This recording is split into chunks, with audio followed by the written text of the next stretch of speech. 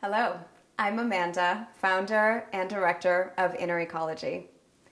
Our Chinese herbal prescription service provides high-quality raw herbs of plant, animal, and mineral origin to board-certified practitioners and their patients throughout the Midwest.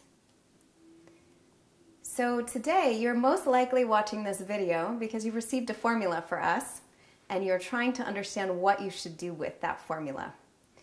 Your practitioner will need you to decoct it in order to take it the way that they've intended for you to receive your medicine. And I know that sometimes this can seem like quite a daunting process, but really in the end it's quite as simple as making a tea. There are of course a couple of differences. A tea is only going to steep for a short amount of time, whereas when you make a decoction, it simmers for a much longer time. So the resulting liquid is going to be most likely darker, fuller bodied, and more concentrated. You'll probably have a stronger smell and taste along with that. So what we're going to do today is to take you through the basic step-by-step of how to make a decoction, to take what does seem a little daunting and show you just how simple it can be. The process we're going to go through right now is for just a general decoction. What you may have in front of you may have some specialized elements to it as your individual practitioner has customized your formula for you. We'll review those in a second video, but this particular video will allow you to get a general framework for how to make a decoction so that you can adapt it when you make yours. So enjoy and be well.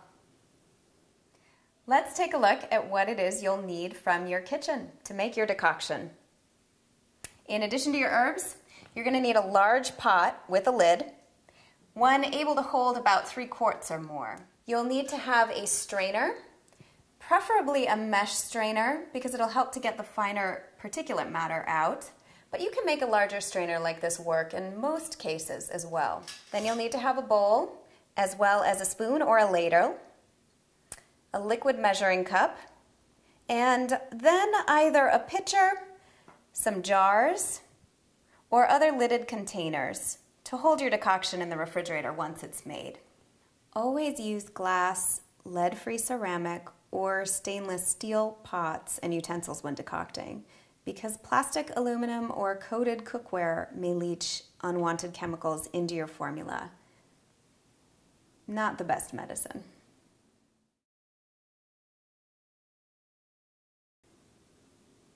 If your formula bag contains smaller bags of herbs, then you should also watch the second video in this series before you start decocting your formula. The second video is called Special Preparations, and it deals with herbs that need to be cooked longer or shorter than the basic decoction. For the rest of this particular video, we'll assume you don't have any such little bags in the formula you've received from us. Our first step today is for you to take your formula bag, open it on up, and pour your herbs with a nice thunderous sound into your pot. You can fold up your bag and compost it if you please. All the bags from Inner Ecology are compostable, or you can return it to Inner Ecology for our own composting on your behalf.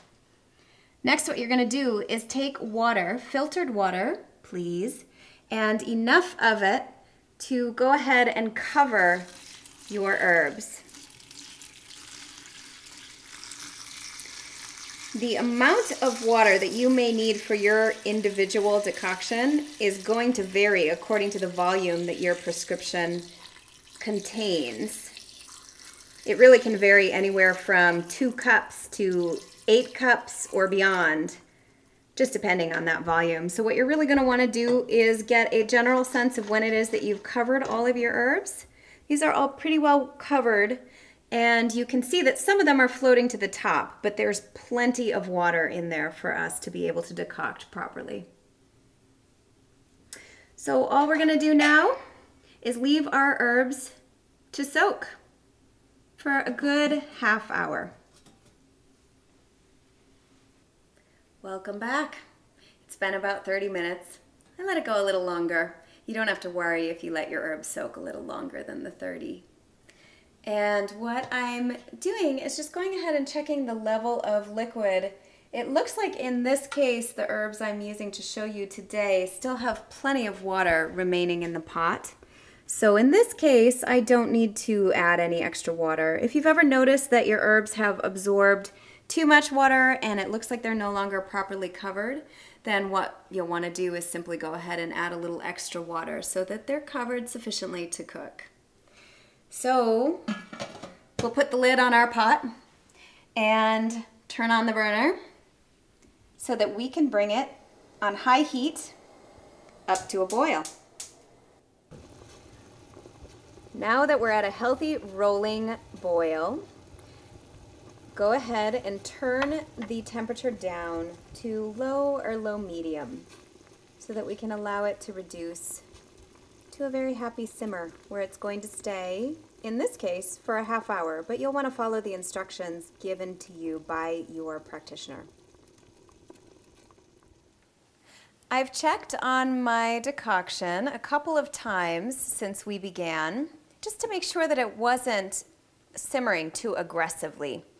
And if you ever find that when you check on your formula it is, by any chance, going too high, you just need to make sure you turn down the heat and bring it back down to a happy simmer. So what we're going to do now is to turn off the heat. It's time to strain out our decoction. Now remember, this is not spaghetti in this pot. Your actual medicine is your liquid decoction, so don't pour it down the drain. What you want to do is set your strainer inside a bowl, pour your formula into it,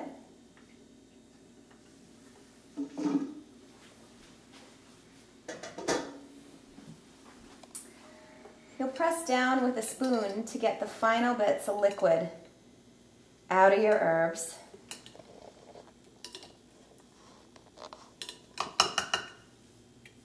And you have your first decoction.